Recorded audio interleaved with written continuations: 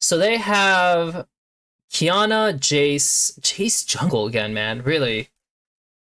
Renekton into Mbessa. So that's the kind of matchup where, like, if Renekton doesn't do much, yeah, it just kind of it just kind of sucks big time.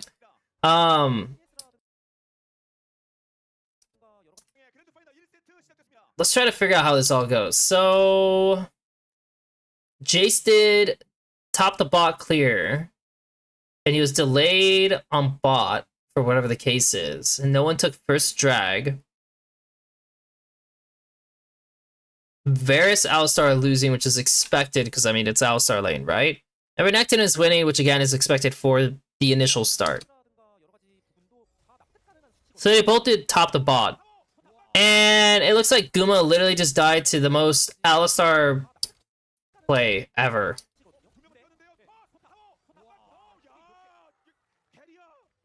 Okay, sure. And of course, you know, his ulti is not going to be up for grubs, but they will clear this out. And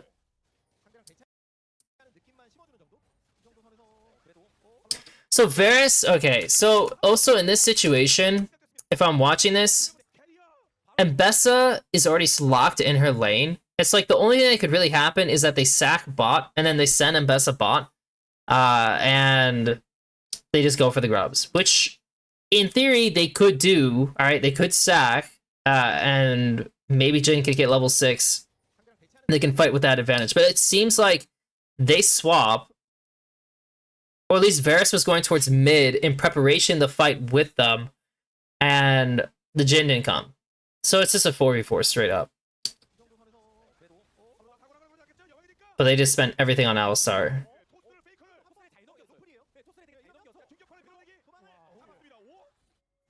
I mean, Faker did save him, but like, it's, yeah, I mean, if anything, if this guy takes this objective, Faker doesn't need to do anything here. Like, literally, this is a non-zero fight. Like, if Renekton's pushing this and he's staying, because, like, if he doesn't move, then yeah, like, obviously this fight's gonna be shit for T1.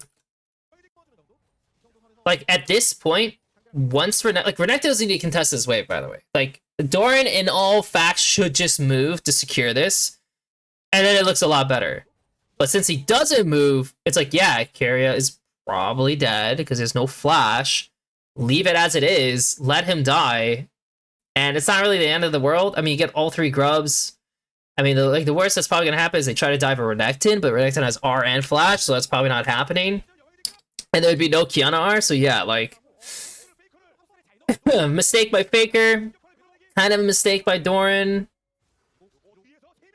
What? Oh, this is like way further out. And Jin had flash, but like they just... It's 842. So Dragon was taken by T1, so I'm going to assume that after that play ended, Jace cleared out or based into bot. They got a free drag, and during that time frame, Keria based and ran top. Well, I mean, they had to both have based, right? Because, I mean, it's Jace and Alistar, so they both went into top post Krugs by Jace, and Janice is contesting this solo with no vision, which doesn't make any sense. So Guma basically killed himself 2 times so far in this game.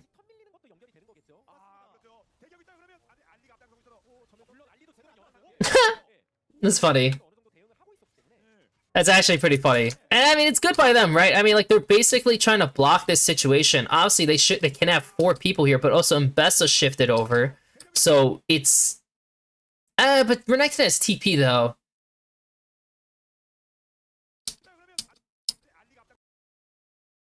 Does he have ulti? No.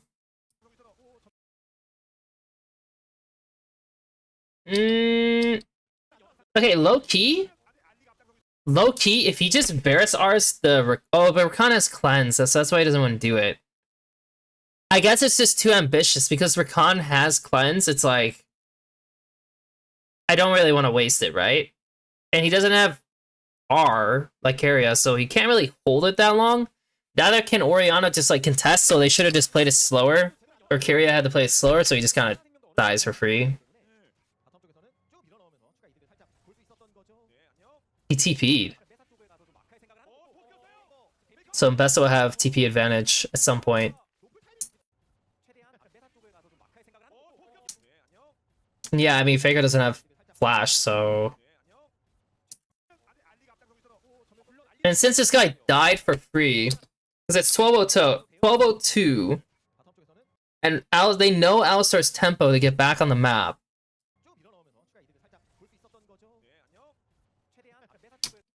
Yeah, I mean, it's just a fine play.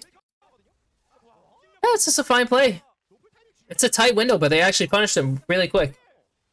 It's also before there's anything that's up. So their CD is going to be back up for any major objective, which is great. Oh, shit. Wow. That's interesting. Because he, in all facts, he could have... There's actually not much for him to do, is there? Because Alistar's... This is actually literally the best play he could do. Which is kind of funny. Because, like, if he pushes this right away, what's he gonna do? He's gonna get what? He could go for a plate? But Rakan's also Mia. Diana's Mia. Like, yeah, she could be farming, but they also could just go and, like, screw with him. If he goes here, obviously it doesn't do him any benefit for his wave, right? But if you kill this guy, doesn't have TP, I mean, like, what's he gonna do? He's gonna run top and cover? And now your mid wave is, like, perfectly fine. So, yeah, that's... It's not just, like, I'm just committing a play because I commit a play. It's literally the best play that gets you something that... I mean, he wasn't going to do anything anyways with the other play. So Jhin covered mid, yeah, and then Azir went top. And now they just skipped 9 minutes! There's no way I'm going to be able to figure this out. It's 3-3. It's actually still 3-3. That's crazy. But Renekton went up 40 CS and he has boots. Like the shielding boots.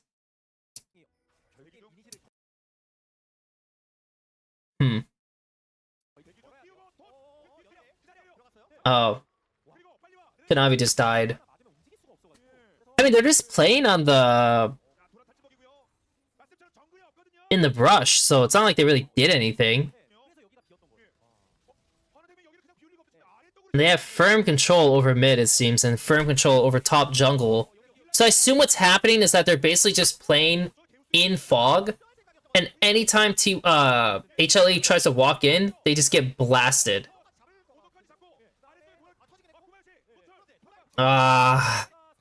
Zeka.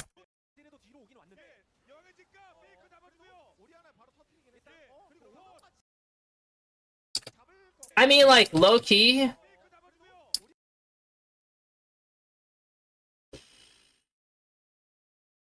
I wonder if he could have done this differently.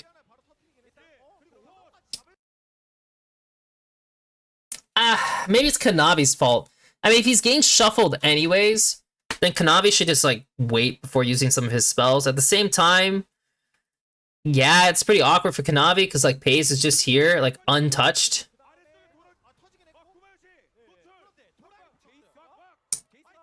But now, like, now he doesn't, now that Jace doesn't even die.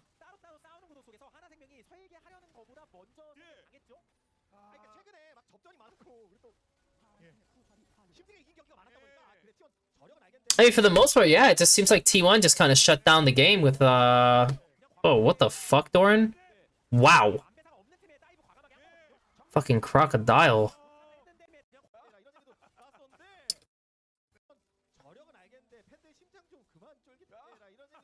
I mean, this is one of those situations where you just need to commit to it. And for Zeus, like, if I'm looking at this, like, Zeus is never playing for the tower. Like, once he pushes it past, like, this amount, maybe here, let's go back.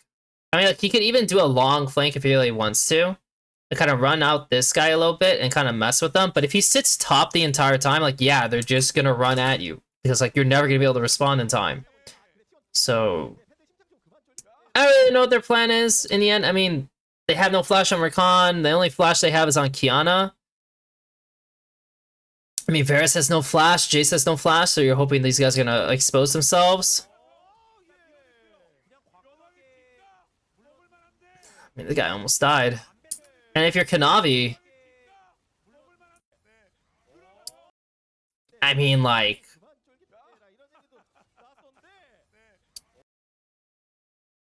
look, I'm not gonna lie, that's so fucked.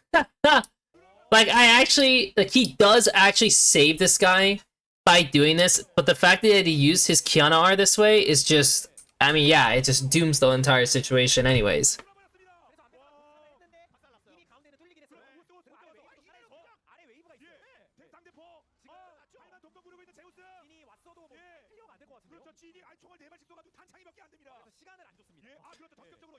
So from a standpoint on the first game, my feeling is that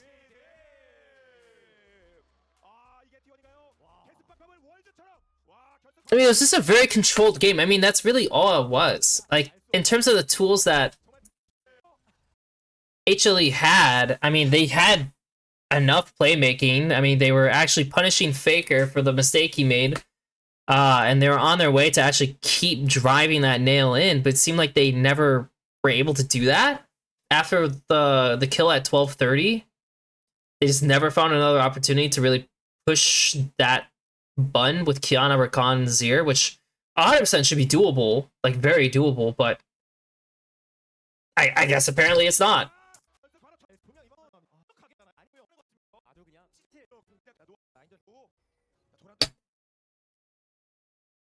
For the second game, well, this is interesting because Lulu's actually down flash already. To the Blitzcrank, who has flash, and Xin has flash. Xin cleared top to bot. They both did.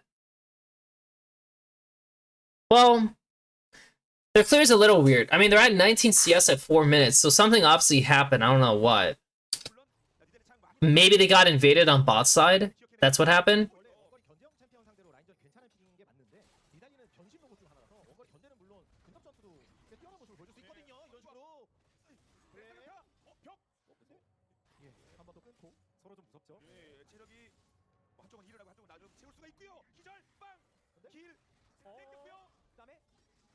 That guy's dead.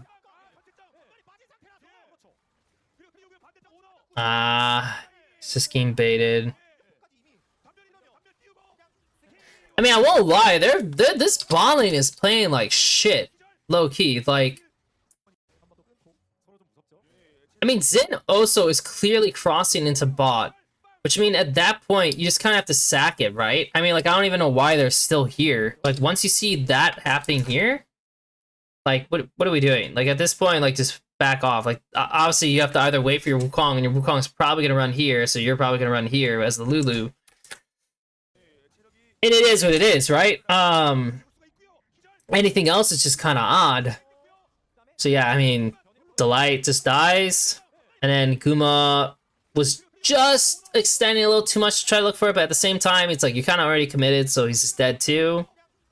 And that's without burning any flashes. So like the bot lane is super over. Like they're just gonna be able to repeat this. It's super over. Top lane, yeah, the Nilly's doing work. They could swap the like screw with the Nilly if they really wanted to. Nice play. And since like the Sion is having issues, you know, he does the classico like go mid. And I guess the Castus didn't have flash, so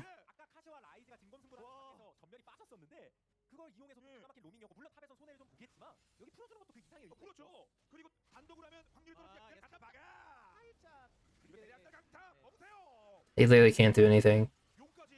That's so funny.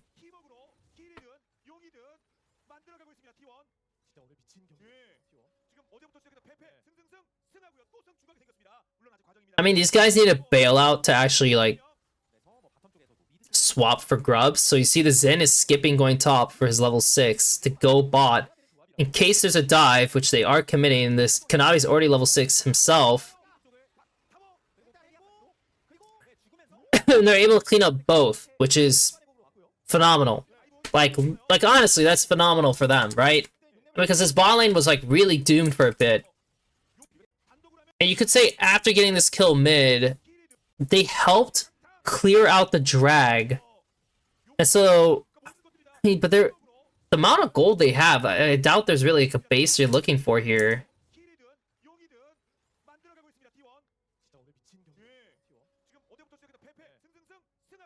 It's just because Zen did that one play pot. That's all it really is. So that means that maybe the drag was bait. Because what time was this? This was at 7 minutes, right?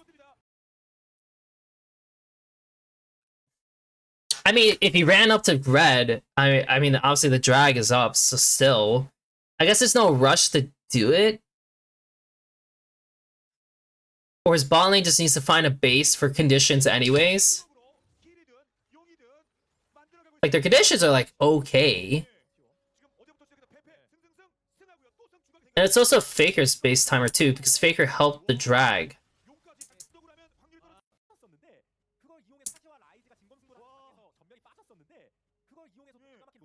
Honestly, he should just go do the red, I guess. And just leave the drag open. As long as... Or, like, if they can do it without Ryze joining in, then great. That also could be a thing. Obviously, Xin is going to be in a little bit of hurt just because he chose the gank bot the way he did by skipping his top camps, which is always, like, suboptimal, typically. But yeah, the issue is that Ryze took a delayed base. Because if he's matching this, like, yes, Wukong could be on this wave too, so he still has to be a little careful. But at least, like, he's catching it, and he can always shift a little bit sooner.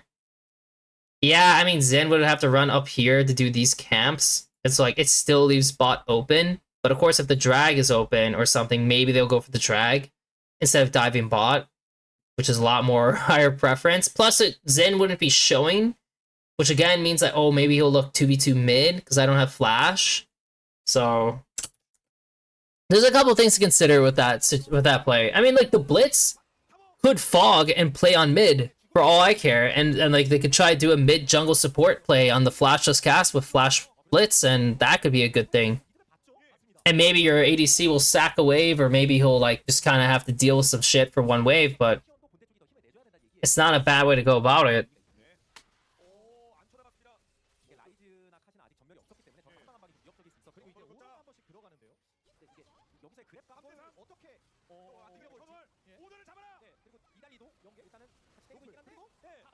Wow. Wow. God damn. Well, in this situation, you know, obviously, like, Aphelios goes mid, right? Austrian and Zen already starts a fight, which Nidalee can join first, which, yeah, it's a little awkward initially. And he R's right when Blitz wants to Q, so again, not like the most favorable spot, but okay, Kyria goes over. Knock up. Sion hasn't really done much yet. Now he's in. And Guma's like getting in there, which I get. I mean, like him E'ing though with no flash and doing this hard of a commit. I mean, yeah, it's like pretty fucked. I mean, like there's no way, even if he kills Xin, like he's gonna be taking a lot of shit, so he's fully depending on the rest of his guys to kind of carry this out. Yeah, I mean, the Lulu just doesn't have anything. Like, what does the Lulu have at this point? She still has R. There goes Lulu R. And he already used W. His shield maybe is going to come up soon. Like, he has nothing. That play probably could work if his Lulu still has R for Guma, but he just doesn't.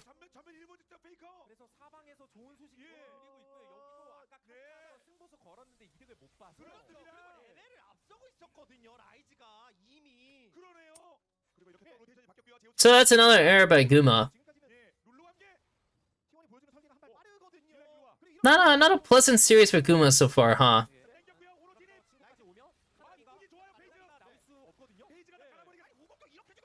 I mean, like, it's an 80 Nidalee. we're posturing into these guys when Aphelios has first move. Like, he literally has first move, he can shift over. We don't know where Zin is yet. His pathing's obviously a little weird. You have 3 people set for this play, but even if Zin somehow wasn't here, they still have 3 people set for this play as well. And Faker's actually pretty damn strong, so... I don't know, man. Like, it just seems like HLE...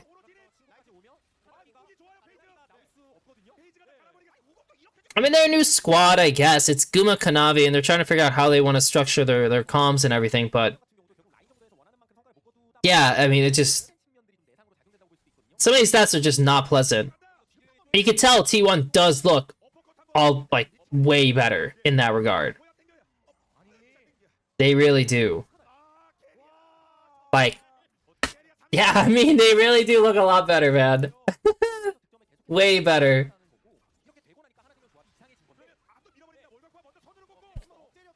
Like, in this play here, since Blitz just committed onto bot, that leaves top river to be, like, an option, right? Now, of course, it fast forwards enough to the fact that Blitz is present at this point.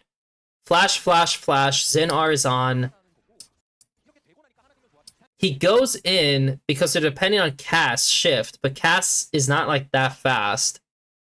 Nidalee TP is pretty much useless, so it's just a standard, regular fight with the Aphelios completely left alone on the side. And they committed so hard to kill this guy.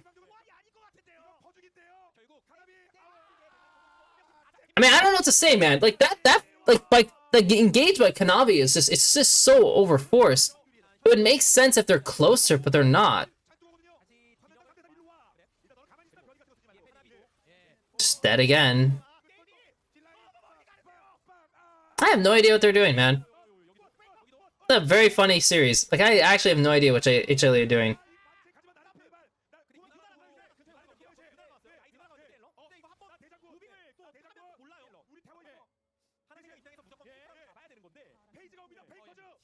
I mean, he's dead. Guma played it pretty well.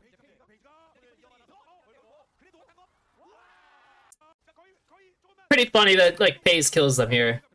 Like, by the way, he has shit guns too, right? He has red purple, which is awful.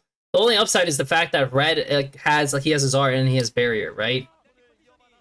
So he throws his R and misses, right? Like, he was just guessing that this guy would be there, but also, personally, he shouldn't be leading off with purple R anyways.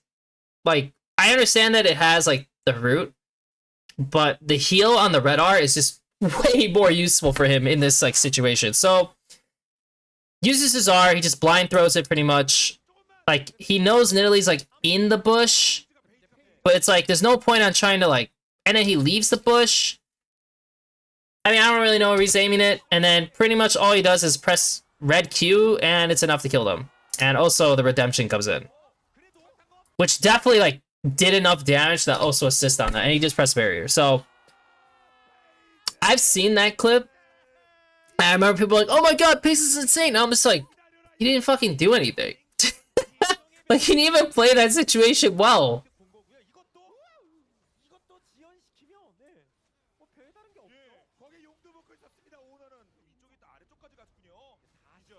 Dorrance is kind of being a fucking... oh my god. Oh my god. Dorrance actually just Thanos in some ways. Faker might have greeted. Nope. Oh, he did.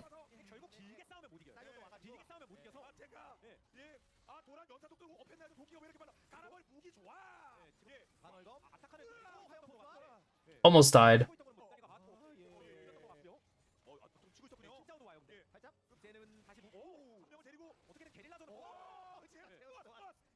I mean, Zeus is just doing Zeus things in the end, too.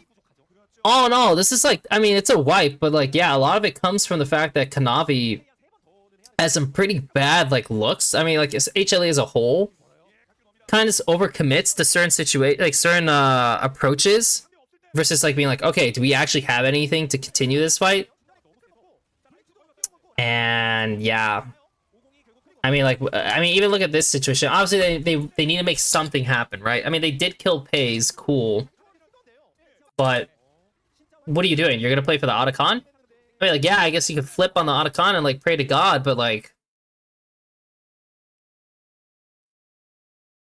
I mean, they probably have to. It's just this is a good pick by owner.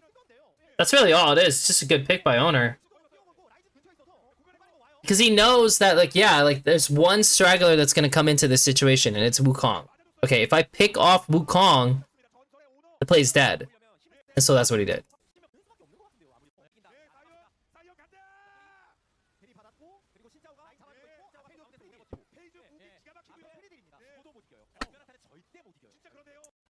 I mean, that's the game, man. So they're up 2-0. And HLE did, like, not look like they're gonna do shit. I mean, Rek'Sai versus Aurora sounds awful. I mean, that's an obvious thing to say. It sounds awful.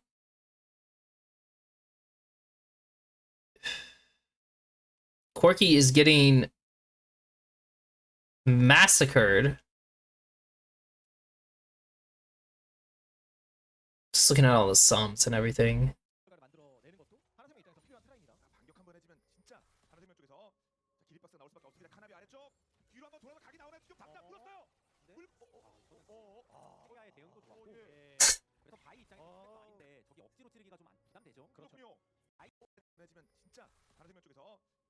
I don't know what to say. I don't know what to say, man. I mean, it looks like... How'd the camps turn out?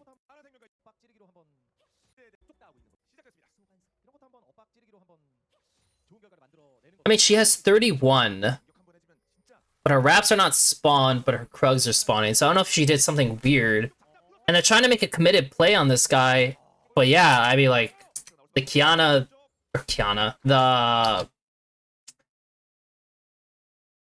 and dude, why am I forgetting her name now? Holy shit. I literally cannot remember what Kyria's champion is called right now. Oh, Renata. Her Q came out, right? Cancelled. Okay, so be it. This guy spots them, like, doing that committed play bot. So now he's like, okay, well, I guess I get it. And I look top. Obviously, this guy's gonna try to cancel the flash with this W. Oh, I thought he would honestly try canceling it. But of course, he doesn't have... Well, he does have flash still. But also, if he did that and he got stunned, he also would get comboed by Aurora. Looks pretty hard. This guy skipped his bot camps to do a cheese gank top. I mean, if he doesn't die, it's so bad.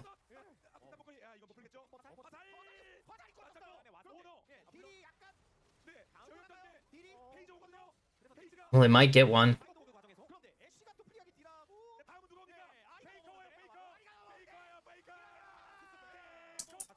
It's rough, man. That's really rough. Like, he's not level 6, right, when he's doing this committed play. And they're just not really assuming that something like this is happening, so it's like, it's not necessarily bad. I just want to see what Delight does, because Delight has...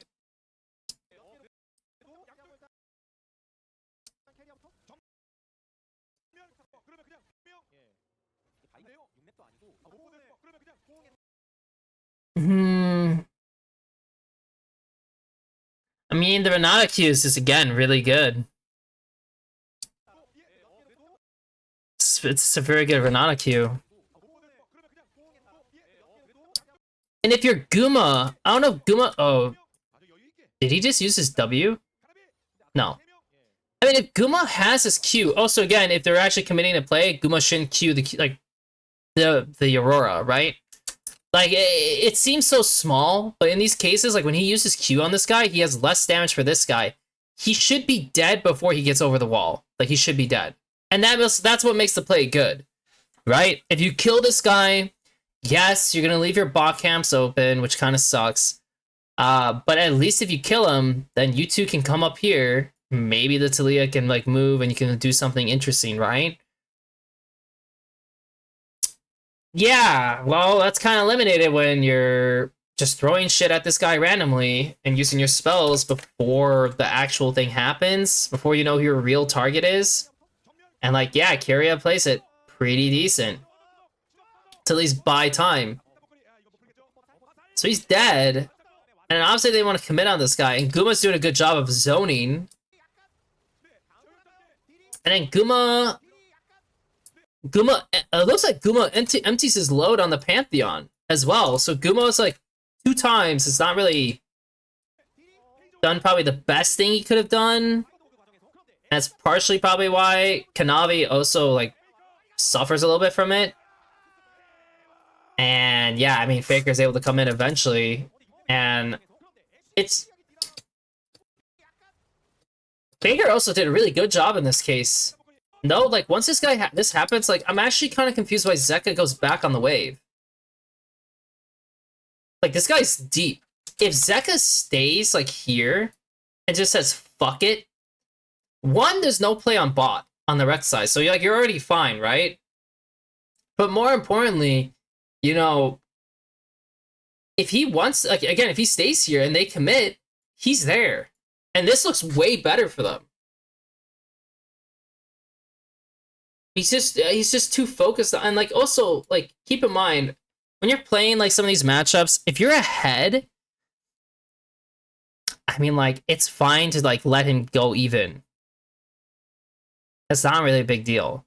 But he literally dipped. And then Faker actually, because he was unsure where he wanted to go, Faker hits him and takes him to half HP.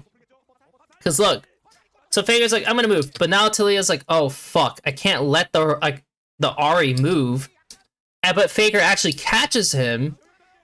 And he loses half his HP, and now what is he gonna do? He can't do anything. If he follows, he dies to Ahri solo, which is worse. So now it's just like, well, I guess I gotta let the Ahri go, and now the end result is that Ahri picks up 2. So off Zeka's mistake of not knowing, like, being pretty indecisive, Faker punishes it. Big time. But on the flip side, after that play is over, Ahri has no R, you're no Ashar, you're very unlikely. I mean, there's no Vyar, I guess. And they have no Aurora. I mean, technically the Rek'Sai could smash the bot wave and even shift up. So I guess that's why it could be a little weird. I guess the Vyar comes back in time. 9:30?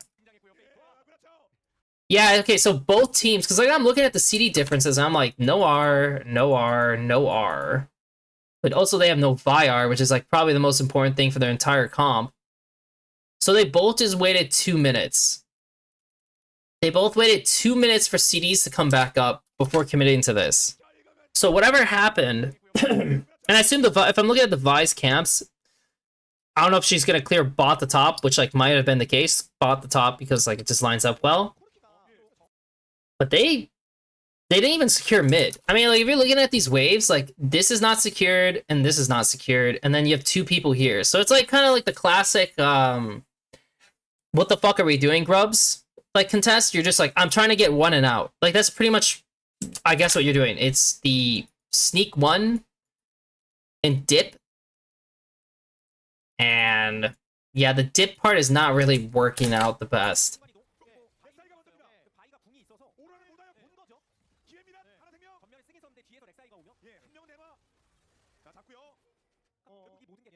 So he just dies.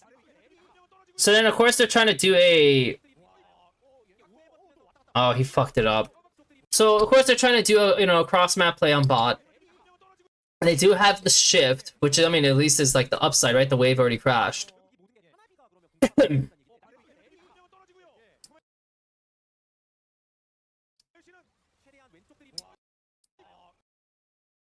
I mean, like, he kind of has to. Also, Owner definitely could just walk up to this guy and just Q him. Honestly, he could just Q him because he has no flash. The only thing he has is W. So, like, Owner kind of fucks this up. Which results in Doran dying.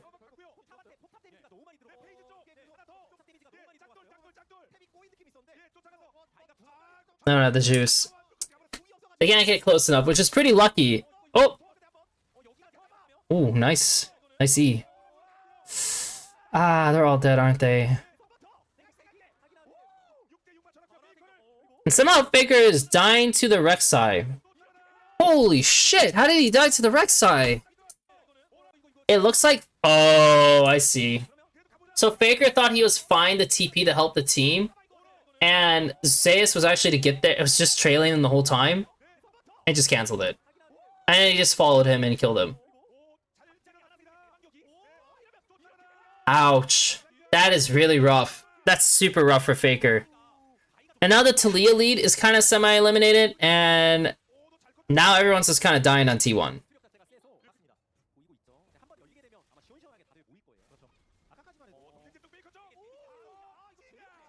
Now Kanavi's kind of heating up and showing off. Got it.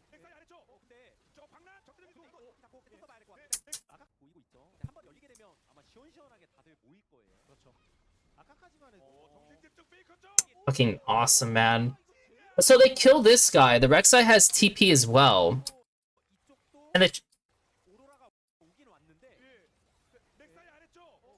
mean, Guma actually just can't get out of this, can he? But also, if I'm looking at this, they don't have to hit the mid turret either. Like, once they're committing on this,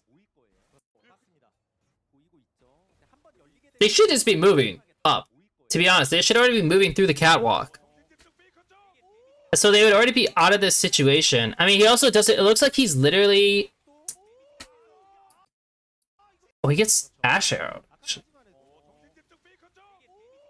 Ah, I don't know if he was holding on to his cleanse, but he did try, like, they did overstay on this, hitting mid, which didn't really do anything. So yeah, that's not that good, but he did get Ash Arrowed. So, and I think he waits a little bit to cleanse, and only when he realizes, like, oh shit, like, I actually kind of need to get out of here sooner, he does it. And at this point, he actually was safe. I mean, it's perfectly fine for him to back up even more and wait for Vi to walk up, because you see these, like, people here. And if they want to, I mean, like, yeah, the Rek'Sai could TP behind, and they could do, like, a more extended play. But Guma kind of just, like, fucks it up randomly. And it just turns into a shit show.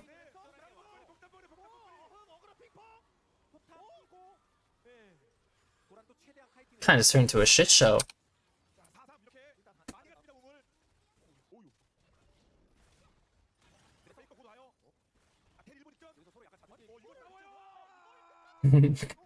Guy's really fucking strong. Guy's really strong.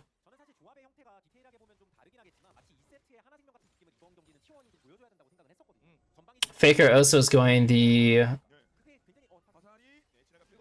It's not like a Z DPS build, but obviously it's very much like placed on... You're making the first play in the fight right away.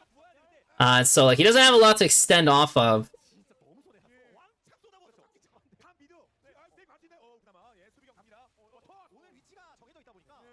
Oh, he's gonna have to base again. Yeah, I mean, he doesn't really do that much damage. So, like, the lead Faker literally got from Zeka's error, it's obviously completely gone. I mean, it's been gone for a little bit now, but, like, it's not even remotely close. And Kanavi has just been, like, dominating the shit out of them with just finding picks and just waiting for people to cross through regions, through fog. And once they do, he kills them. And that's all that's really happening. Like, Zeus is like... This is one of those wow. I mean, the Ash Arrows have been good. I'll say that. The Ash Arrows have definitely been good. But for sure, I gotta give some credit to...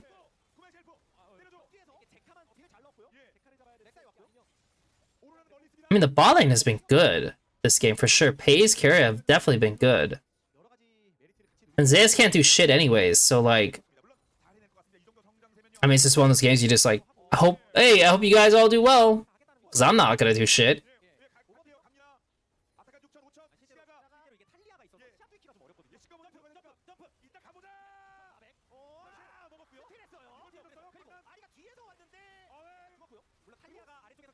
I need to slow this down, man. It's still close enough that shit can happen, right? There's no flash on Renata, no flash on Ari, no flash on Aurora, no flash on Talia. The Rek'Sai flash doesn't really matter, so there's 3 targets for HLE. They have full control of this situation so far.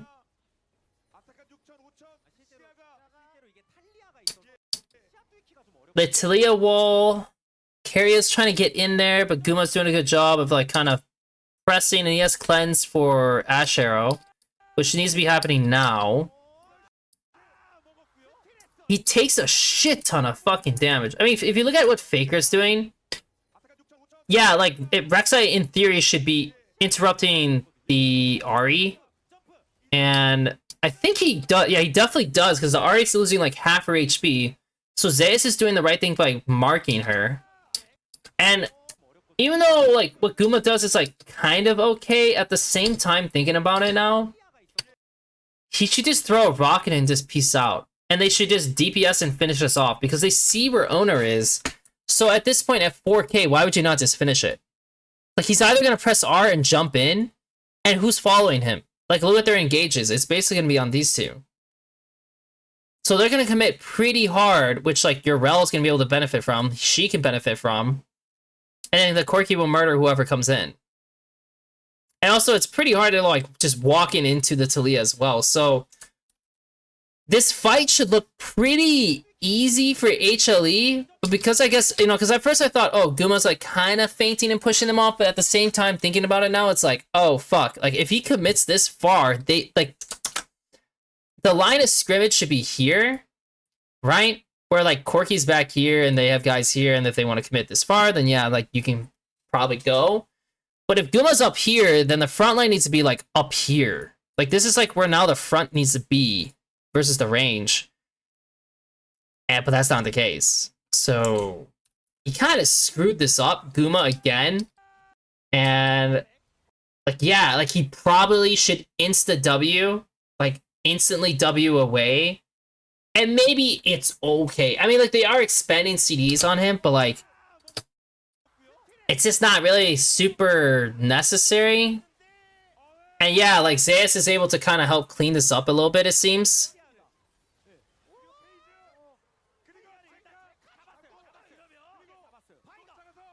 Killed himself. Nah, man. Now, if I'm looking at Kanavi, how does Kanavi play this?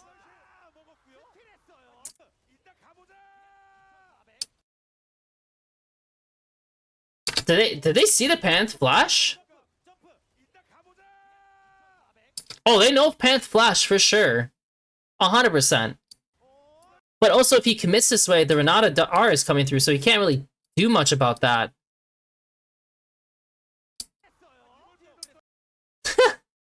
I mean, the Renata R is just so annoying for them in that case. And now he finally goes in. If he was going to go in, he would go on the right side, though. Listen, once she shows here, the best they could probably do is commit this way. You can't commit this way. Like, the Ashe will just rip you apart at that point, right? So the only thing that's, like, really remotely useful is to go here. And he doesn't. Because if they go here, and maybe they can pick this guy off as well, because they know he has no flash, then you can run this way with Talia kind of backing you up here, and you're fine. Like, the fight will end, and at least it ends with you not getting, like, obliterated. But instead, the Rel goes on these guys where, like, they just can't commit. And the Vi is obviously trying to finish out the Aurora. And so now it's like, oh. And of course, randomly, the Vi goes in, who has a huge shutdown. And now we have a problem. Now we have a real game again.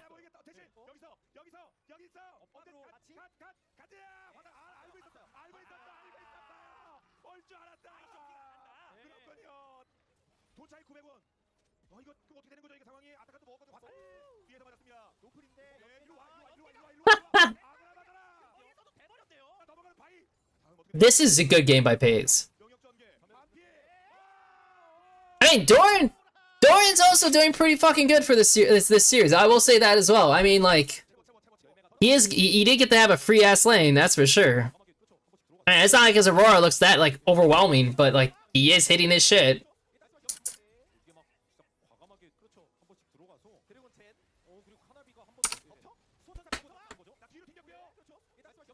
I mean, obviously they're just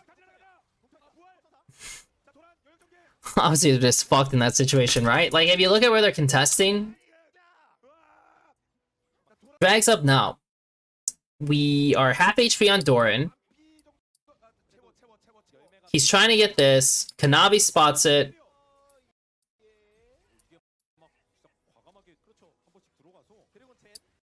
He just runs into him, which honestly at first looks pretty fucking empty. But remember, he has GA. So like and again, this is like where probably most people, including me, I mean, it really looks like anyone can struggle on figuring out what's your limit. Like what is actually good, because if you look at where Rel is, this just doesn't look the best, right? Like Rel is like in Narnia, so all you're depending on is, and this guy's not even like there right away, right? Like, so is this actually a good play? And I'm like trying to think here, what CDs did he see? He saw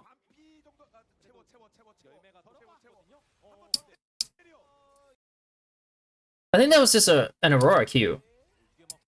So he saw Renata Q, but I think there's still Charm, right? Yeah, he still had Charm. But he held on to Charm, and so they missed Charm, no Renata Q, and Ashe decides to go for the wave. Now, that's probably what makes this actually good, and that if Ashe just stuck with the group and sat here, you know, like in this little pocket here to take the wave, it's probably fine as long as Ashe can hit, because she got like a shutdown, right? She got a shutdown. I think she got like 3 kills or something in the last fight. But the second she gets separated, which Zeka does a good job with, right? Like he's like, oh. And we have no CDs to do anything. And we panic Renata R. Now they're fucked.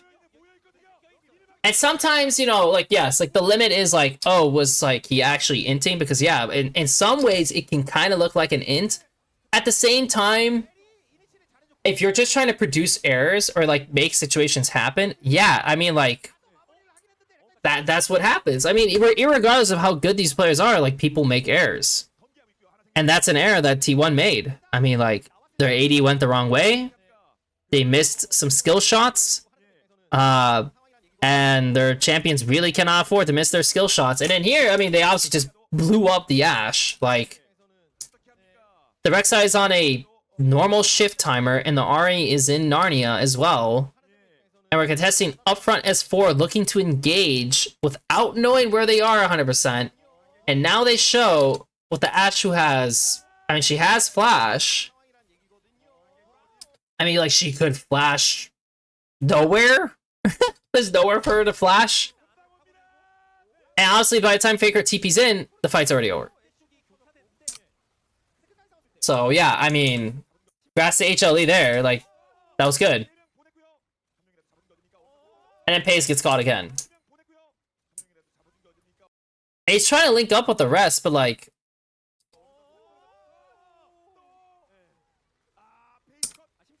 It's rough, man. Because that's probably the game. But holy shit, they needed a lot of stuff to win this game.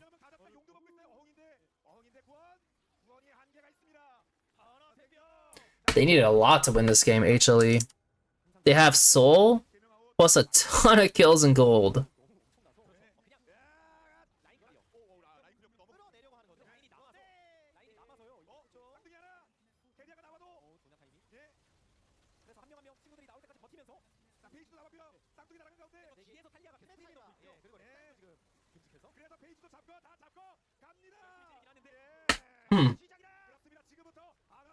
If I were to rate this game, it's like...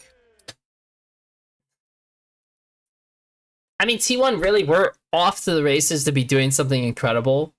And then they just made that one bad dive bot with, like, Owner also doing a poor job in it. When it's pretty, like... Guma should always die with no one dying, and then if someone dies after the TP or movement, so be it. But like Doran shouldn't have to die the way he died. And of course, obviously, it shouldn't extend to the point where everyone then dies to Talia. And of course, Owner shouldn't die. Like, Owner made a lot of mistakes, basically.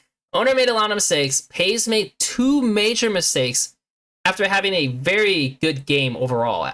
And Keria, like, he had like 1 annoying mistake, but generally, like, he was fantastic. And Doran had a rather good game.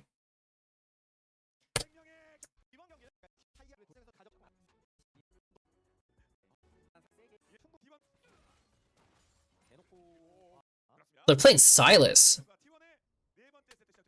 The fuck, Silas Yasuo? That just sounds awful.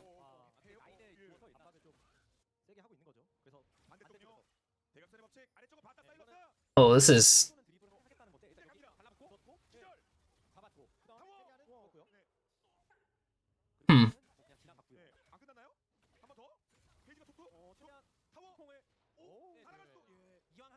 I mean, at least Ezreal got the kill, right?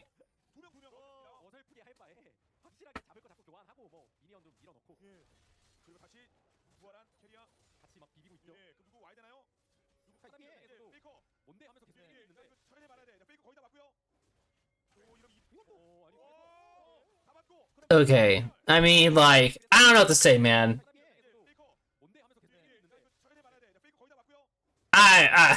Keria is funny.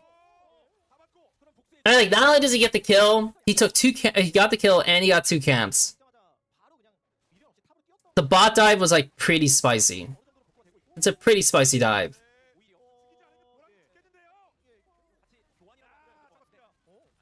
And Doran's just randomly dying. I wonder if this game's just gonna be like kind of flat.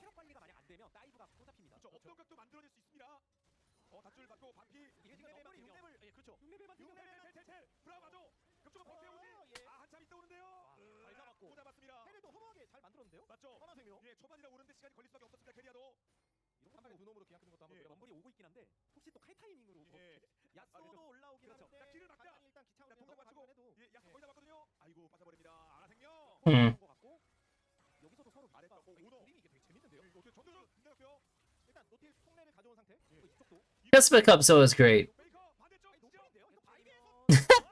Kespa Cup is always great because there's always just like a lot of shit that happens that, like, yeah, I mean, it doesn't happen at the highest level because there's not like a lot of stakes. It's mostly just like you're playing to win, right?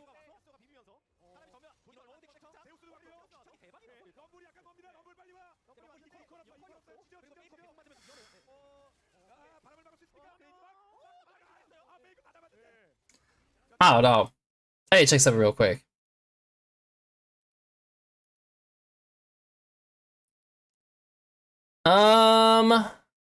Okay. I was just trying to see something on my side that I got like a notification for. Okay. So let's go over this real quick. Because it's like there's so much information I need to process quickly because of the time skips. So they have top push, right? The MF is isolated, which means that the river is typically dangerous if you're HLE, despite having mid move. They don't notice it. They fully play for the crab. Owner tries to bait them. He dies. Now here comes the cavalry. And the Gwen shift comes in.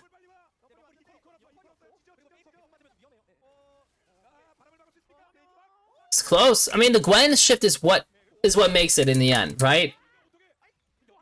Because she dies here. And then Rumble revives and he wants to go bot because the wave is pushing out. He just goes in too early. That's all it really is in the end. Because they have the cavalry coming, right? Like, they know this is happening. And I feel like if he wants to E in and possibly outsmite, maybe that could be your way of doing it. There's also the pathing.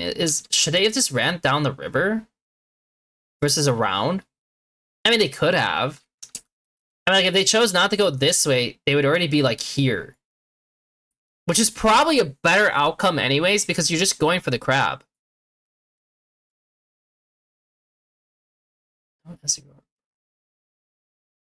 That's level 5.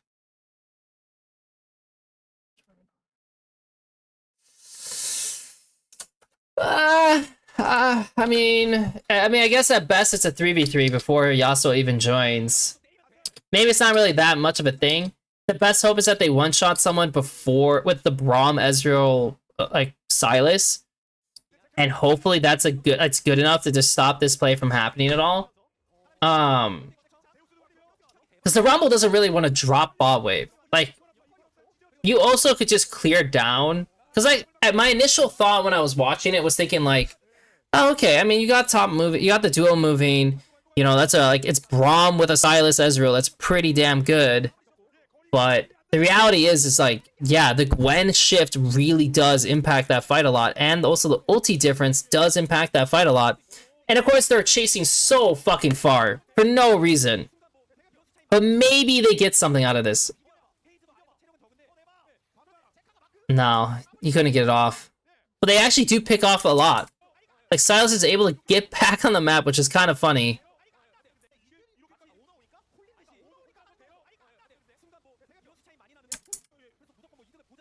Actually, it is kind of funny that they got this.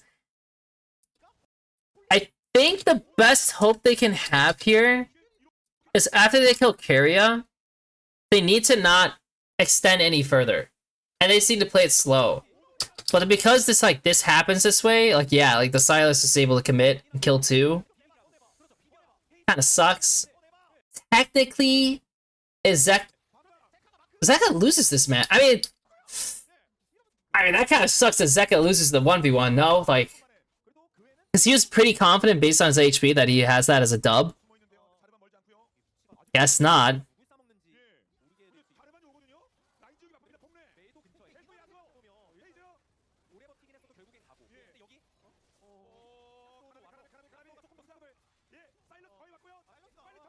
Wow. Wow.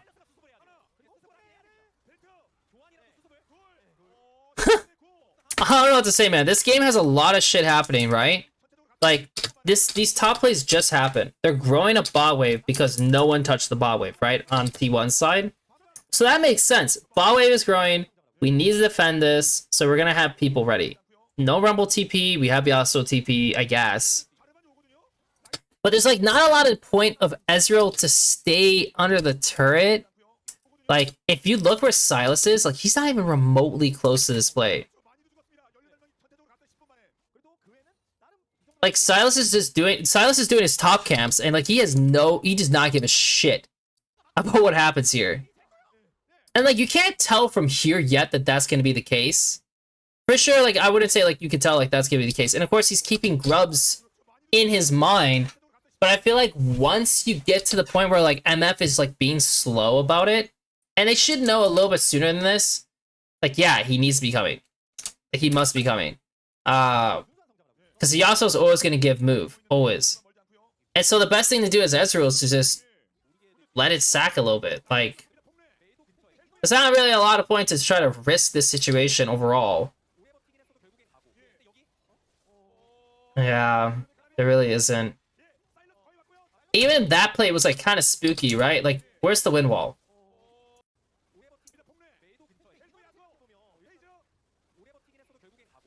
I mean, Yasuo kind of just, like, wastes the wind wall, and if he gets hit by the hook, he's dead too, by the way. So, like, that play wasn't the greatest. And now they both died. And miraculously, yeah, like, the Silas picks up 2 kills, which helps a little bit. It's just such an unneeded fight. I mean, like, you know, like, the Yasuo TP is, like, absolutely useless. Like, it's fucking Yasuo. Like, what the hell is he gonna do? Can't even blame... Can I blame Pace for this one? I mean, this is death tempo. That's why they're in the river first, right? Like, it's like the whole reason why they're here first. They have bot push. Even mid. You're clearly not contesting them here. So at this point, Ezreal's playing... I don't know where the fuck Keria is going. Like, he needs to play here with the team. I'm fine with him getting a ward here, but generally, like, he needs to play here so that Ezreal could sit and play in this area. If not, then, like, I'm dipping. Like, good luck to everyone in the pit. Like, literally, good luck. And of course, I mean, what the hell is Faker gonna do? Faker doesn't even have flash. Like, I literally don't know what the hell they're doing. And so, like, yeah, I mean, he's just, I mean, like, yeah, honestly, Pace probably shouldn't die here. Like, he probably should know better. He's trying to bait it. Failed to bait it. Didn't E the Nautilus hook, I guess. And just died. And yeah, I mean, it's awful. Like, it's actually just awful. And of course, their comp is, you know, as you know, like, awful. Like, it's like just the kind of comp that has to win. Like, it just has to win the lanes. It has to win the lanes. Like, really, the main way of like it winning, and also in many ways, it's like, yes, if the Silas is ahead, he will do well. But if you're behind, like, the enemy team they have better wave clear, they have better fighting champions, and that's gonna add up over time.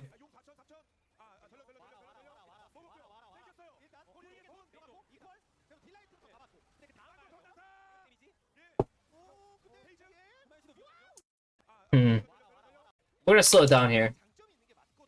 Because I mean, they're getting positioning over HLE in a lot of these objective contests. And they're pulling the Herald down, which is good. And he gives space for Pace to, like, send it. Of course, he's hitting absolutely nothing, but, like, yeah, I mean, he's trying to send it. They go in, and they do a really good job of, like, stalling initially. Because, like, the Nautilus is going in, but who's hitting? It's just Zeka, and then Guma... Guma can't commit or do anything here. Because if he just presses R, like, the Braum Shield just comes out. So he's just waiting for something to happen. Maybe if Zeus was closer, you could do this, and then Zeus would just kind of push these guys out, and that would be great. So that's not what's happening. So... And he also got hit by Yasuo, which is not great. And of course, if this Braumar was technically directed at this, it would probably be even more fucked for Zeka. But thankfully, that's not the case. And he kind of panicked W'd, so he couldn't reflect the Ezreal Q, or R. So now Ezreal, like, everyone is pushing here as 4. And now it's this guy alone. They have 4 people here, but the Rumble ulti, you know, it's 3 people here. Bloop, bloop, 3 people. But the Rumble art kind of cuts you off, so they can't go any further. So it gives them more space to play out here. And now you have a 1v3 down here if they wanted to take it. But again, Rumble ulti kind of cutting it off. So now at this point, yeah, Zeus is like, well, I guess I gotta commit on the 3 that's in front of me, right?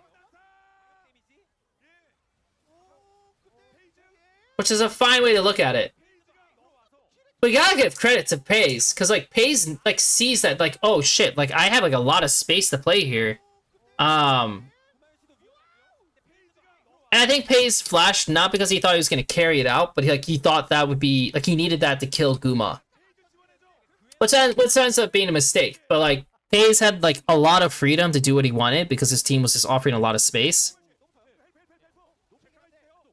Nice fucking Yasuo though, or Yasuo Q though. Holy shit. And as you can tell, I mean, even though they're not a good fighting team, there's a very high skill level, and of course, if you play them well, you could do a lot of shit that the other team could not do, because they're playing fucking Mel, Jarvan, and that, like, the champions just do what they do, right? Like, they're not really, it's not like a whole lot of weird outplay situations that can happen. Like, as you can tell, Yasuo just lands a fucking awesome Q3 that just kills the guy.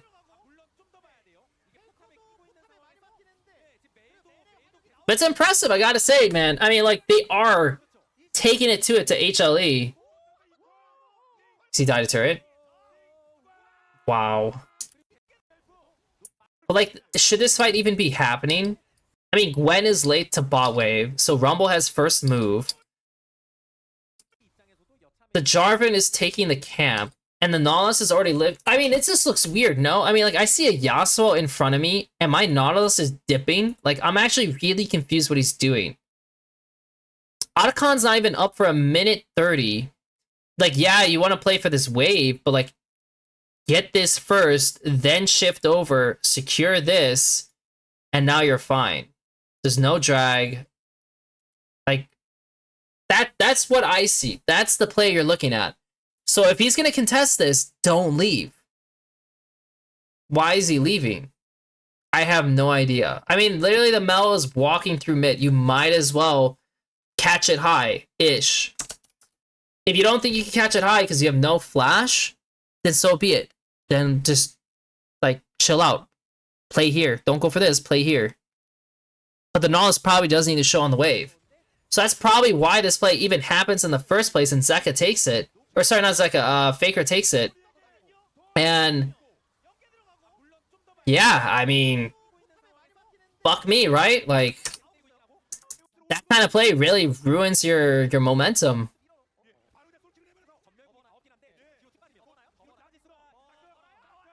Yeah, I mean, it's fucking Gwen. I hate Gwen. Gwen is such a piece of shit champion. Like, the only way Rumble wins this is, like, if he doesn't... Obviously, if he doesn't fuck up in the beginning and he kills the Gwen a couple times. But yeah, eventually the Gwen just does more. This is what she does. Okay, Faker absolutely fucked that up completely. But, like, this play here, now that I'm looking at this... So, they took Otacon. It seems they took Otacon, and now they're playing on the bot side with a Dragon in minute 30. The Rumble has no TP. This actually makes no sense contesting this, like, this hard. And also keep in mind, if they did take this Otacon, yeah, there's probably a timing in which these guys could get some wards on bot side. Like, if you're playing on the top side, they probably were able to get some wards on the bot side. And so, like, he doesn't even do a TP flank. This is literally just a direct TP in front of them. And, I mean, Yasuo could get out of this still if he really wanted to. He literally could get out of this still. And it only turns out so bad because, yeah, I mean, like, Faker kind of, like, fucks this up randomly. And then Owner is, like, just playing really far forward, too, randomly. I don't know. I mean, like, T1 literally just inted it. Like, I don't know. There's nothing else to really say. Like, T1 literally just inted it. And so I think what they're noticing, T1, is that Guma is just, like, contesting these waves with no fucks given without their support assisting him. And again, it's really important to know what mid waves can I contest, what waves are safe. So, yeah, he kind of just solo contests it. Now here comes the Silas. He's able to get away. Hooks the wrong guy, but it's fine. Nothing is lost outside of the fact that they gain control over mid.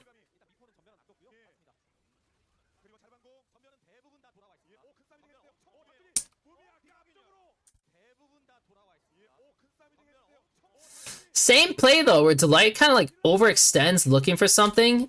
And then once he dies, personally, the goal is Gwen. And you're not committing, like, for sure you're not committing here, by the way. Like, I know they want to, but if you commit your resources this way, she's gonna come into you. And that's, like, annoying as shit. And the Rumble's already come this way to stop anyone from entering, so right now, like, the Rumble could fight her. And then if they try to go into this, now you can move in and assist. But, like, in its current state, like, you're 4 and he's 1. He is 1 and they're 3. Like, don't let the 1 just split up your groups and then it becomes like a 3v3 on top. Because that could happen. They could make this into like a 1v2 into a 3v3. And why would you do that? What's the point of that? If these guys are stuck here, let's say it's 2 and there's 2 and you have 5, it's like a 2v5, that's fucking good. That's way better. And so that's what you're looking for. And currently in this situation, does Jarvan have his EQ? I mean, EQ's this guy, but like, what are they looking for? They're looking for a Silas E, right? For the knockup. So there goes the Gwen, who's not doing a 1v2. Yeah, I mean, it's just not right. It's just not right, man. They just don't engage there. Because the Rumble is like late anyways. And notice like Owner actually commits to the top side. So look at this situation. It's a 3v1 with a 1 here as well, which is going to turn into a 2v3, and then it's a 1v2 down here. Why would you want it to be turning out that way? When you have a man advantage. By the way, it's like a man advantage the entire time. Like, I actually don't know how you ended up that way. But part of it also is the fact that, again, they're playing a very skill-oriented comp, which naturally means that you're going to make mistakes. Or, like, does not mean you're going to make mistakes, but it just means, like, you got to play pretty damn well and know what you're doing in the fights, because, yeah, I mean, it's not that simple. I'm not just playing, like, a Braum Seraphine comp or something stupid like that.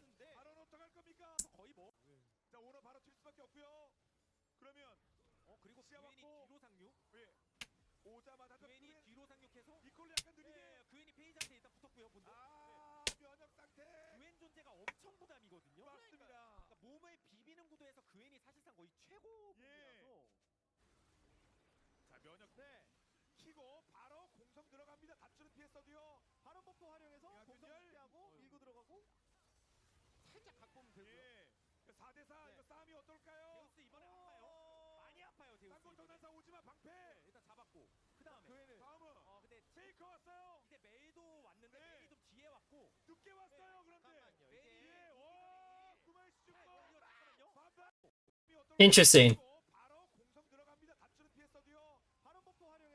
I mean, Carrie is having another great game.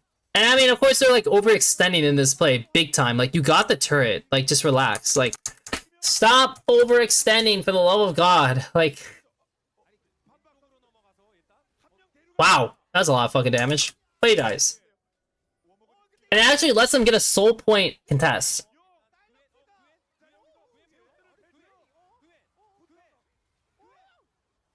Is he gonna get an R3 off? Nope. What the fuck? They got it. Oh my god.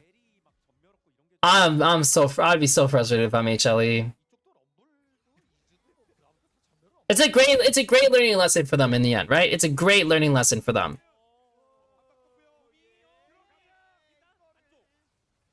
Great fucking wind wall. Jesus Christ. I mean, like, Paze is getting fucked up by Zeka. And Zeka, I don't know what the fuck he's shielding, but I guess he's shielding. Both top laners are obviously not here. Lost like 30% of his HP. Ah, man. And I mean, like, Faker knows he can just walk in because a lot of their abilities can just get wind walled too.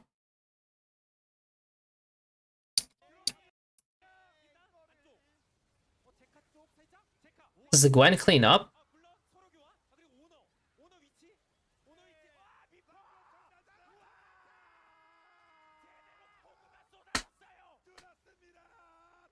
That's it. That's the game.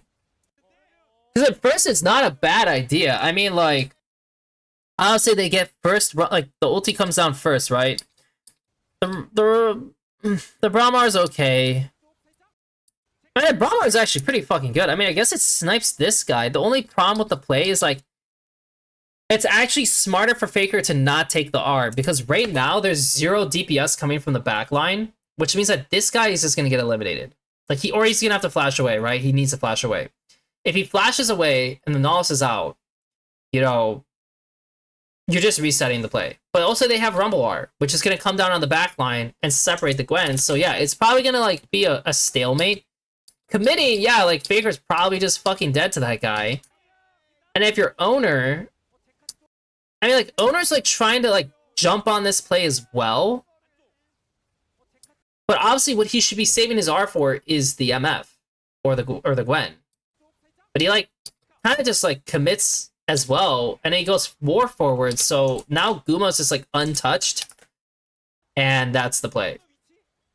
Like, that's literally the play, and the match is over. I don't know what the fuck Paze is supposed to do. Like, he gets a good a good R snipe. He missed his Q, missed his W. He also tries to commit onto this guy, which, like, I don't know why the fuck he's doing that. Like, just fight what's in front of you. Which he's been pretty good at just like fighting in front of him.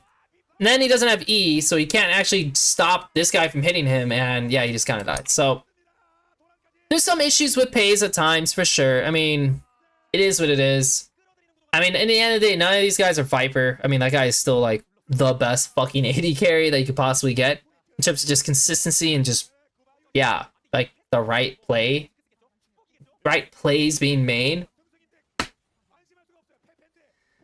Whew. Do I have it in me to watch one more? I might as well finish it out, right? We have a we have the classic Shen into. Oh my god, and they win with this?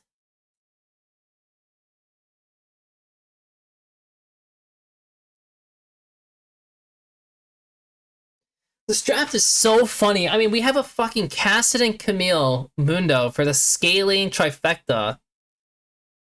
But they have a Nocturne Shen Yumi that if they get on top of, like, probably most carries or whatever, the Nocturne and the Shen will carry that out. I do know that if, like, the Camille gets ahead of this, like, Shen, yeah, it's gonna be a really painful game. Like, it's gonna be awful.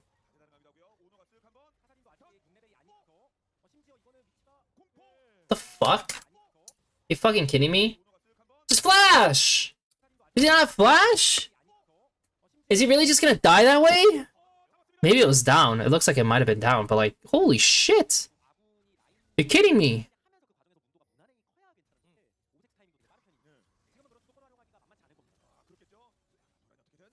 They swapped. Their bot lane was getting shit on. The Yumi Zeri was shitting on Lucian, so they swapped for the Lucian Nami, which is awful for the Camille, because the Camille doesn't do... The Camille's really bad in lane swaps, because, I mean, she has nothing. Literally nothing to, like, to play on. Outside of you looking for a gank. So, lanes are already not looking great for HLE. And... the Kassadin... I mean, I don't know why he went... Do you really go Conqueror? Like... It's a scaling ruin, but... I don't know. I mean, he's just dead. So, I mean, the Kassadin's 0-2, which is, like, literally one of the best things you could possibly have, right? And the Victor is picking up takedowns, so, again, like, he's getting benefit for his E upgrade and other upgrades.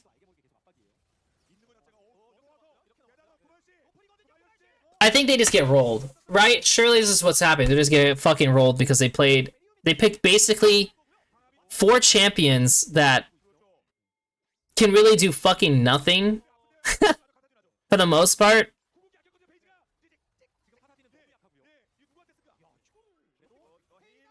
Well played. Well played. They look pretty fucking good. I won't lie. Keria Pays are looking like a really... They're looking like a contesting duo.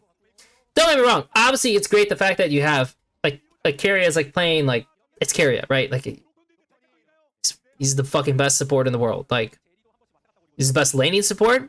He's the best playmaking support. He's the best like honestly just across the board for the most part. There's not really much better anyone else does compared to him.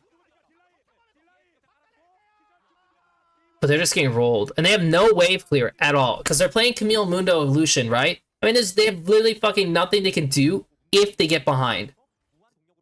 So, and like their catalyst for this game was the Lucian lane, which got like shit on. So, what are you gonna do? I mean, look at these guys are literally flexing in front of them, trying to kill them, and it just they can't do it. Oh my god! I'm just gonna fast forward a little bit. I just want to see if this gets any better. No, this is not gonna get better. They're just gonna wipe them 100%. It's just gonna be a fucking steamroll. Okay, so I guess that was the series. I mean, yeah. I mean, what did we learn? Keria is still a god. He's just absolutely amazing. The Pays like duo for SKT. I mean, it's not bad at all, man. I mean, don't get me wrong. There's still things I see from Pays that shows that he can't. Like, he fails to reach the highest high you can hit for, like, playing, like, a fight perfectly. Like, that still kind of falls apart on his end. But he still, like, gives such good performances regardless of that. That, yeah, I mean, he's doing a great job. Props to Dort. I mean, like, he had a hell of a series. I don't know, like, I'm watching this, I'm like, this guy is, like, holding it down. Like, for the most part across this, like, all these games. Like, he is holding it down and doing, like, what he needs to do. Owner's, like, still, like, hot and cold at times. And, yeah, Faker had some pretty sick plays overall.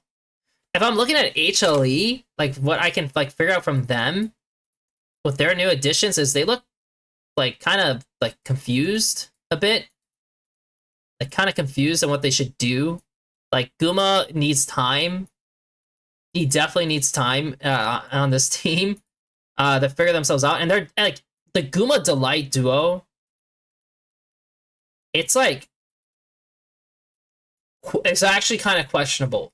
Like, I don't really, I'm not feeling it so far. And it's just a series, right? And I mean, they played more series than this.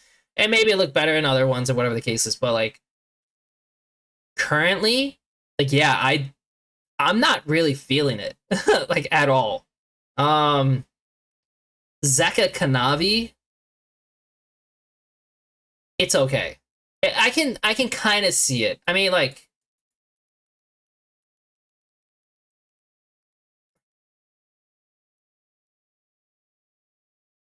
it's like, okay, at times they're able to do the right things, but I think what's, like, not aligning either is Kanavi and Delight together either.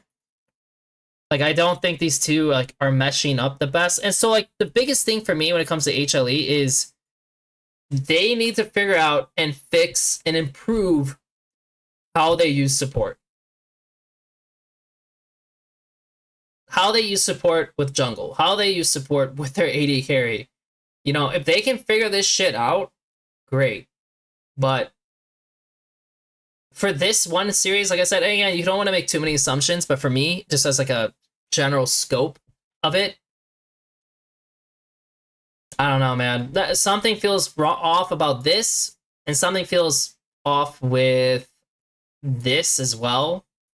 And this is, like I said, this is, like, I feel like the top side will be fine. The top side will be fine, but both of these situations feel a little iffy. And for them, like I said, this feels good. I mean, like, this really instantly feels good. And the rest of everyone else is playing already, like, fine together because they've been, like, they just played a whole year and they won a trophy with each other. So, I mean, it's probably gonna be an annoying T1 team again, just yet again. Don't get me wrong, Guma, like, literally carried a lot of games at Worlds this past year, but I mean, it'd be kind of funny to see them just add another player, regardless of whoever they are, and win it all because, well, they have the best fucking player of all time who just so happens to be able to play at a high level and also command the game. Which, it's probably the most annoying thing ever. Like, don't get me wrong, it's amazing that Faker carries esports, LoL esports, in so many ways, and really, like, keeps the game propped up. But holy shit, is it so annoying that there's a guy who's just so good at playing the game. And yes, there are better mids than him individually. Yes, Chovy is a better mid laner than him as a whole. Not as a whole, I guess as you know, as, like, as the role itself, a mid laner, he is better. But as a player and, like, the contributions you give to the team, yes, like, Faker is better. Like that, like, anyone who can play to match you, at least at a, or even go behind just a little bit to you, but still add such insane performances while, like, handling the team's, like, both, I guess, emotional side in a way, because you have such high confidence you're going to be able to win no matter what, because, like, Faker will find a way. He'll guide you. Or just, like, his calls are so damn good that, like, it's easy for everyone else to play the game while he still plays his damn game. There's only one player. There's two players I know in the West who even remotely do that. And those two players are literally Caps and Inspired. Those are our two players who do this. I don't know if there's ever been an NA player who's done it. I'm not really sure on that. But like Caps, from what I hear and what we all assume and like how he plays, is that he gives good calls. He gives a lot of confidence to the team. He plays well, plays at a high level. Inspired, plays at a high level. Does a ton of the shot calling and like team like push. But obviously the one thing about him is like, yeah, he's a little bit more on edge than others, which can be pretty tiring or backlashing, probably more so compared to Faker and Caps. But these are players who just, you kind of add them to a team and it instantly makes the team just that much better, and it also makes everyone else better, which is just like broken as shit. So naturally, winning titles with Caps, winning titles with Inspired is a hack. Don't get me wrong, you put like the staff and everyone that puts like work on those teams still deserve it. They do a ton of work and everything, but like, yeah, it's definitely a big fucking hack to have those kinds of players on your team. And whew, I don't know, man. I mean, like, there was actually, actually, funny enough, there is one player who was kind of like this, but not entirely, was like Smithy. Again, a guy who could do a ton of good like play calling, assist on team strategy, and it just naturally came to him. Like, he was just good at it, right? The only thing is like if he actually gave a shit enough, he could probably play at a higher level individually, but that just wasn't happening. So naturally, it's like, yeah, he didn't play as at a high level as either of these three, but naturally you see his success. Typically where he went when he was actually playing well, that team just instantly got better. And yeah, so far on HLE, neither Zeus or Guma look like that kind of guy who just do that. And I've heard Guma's comms. I mean, I knew Zeus joining this squad, like, yeah, he would be good individually, but he looked kind of confused on what he was doing on the map at times, and like, he just, it seemed like he really benefited from the fact that, yeah, they had such great like guiding players. But for Guma, like, I've heard him shot call, and he has some pretty good fucking calls and stuff like that. So we'll just have to see where that goes with him being on the team now. And like I said, that's why they need some time to kind of figure shit out. But for now, yeah, like, T1 will be good, Genji will be good, naturally. NS will be interesting. NS will be interesting as a squad, and we'll just take it from there, I guess. This was a pretty long highlight to cover. I mean, it still took me like like an hour and a half to cover the highlight, to discuss it, but it was interesting, especially because preseason, like, the new season's gonna come up soon, and once that does, like, obviously that's going to just change a lot of things. I mean, like, a player like Zeus will get a lot more benefit out of it compared to a player like Doran. But we'll see. I'm excited for it. But for now, that's it, guys. I'm done. You know, I did NACL coverage for 10 minutes, basically, and I spent the rest of the time watching T1 HLE talking the entire time. I did my job. All right, guys. Thanks for watching.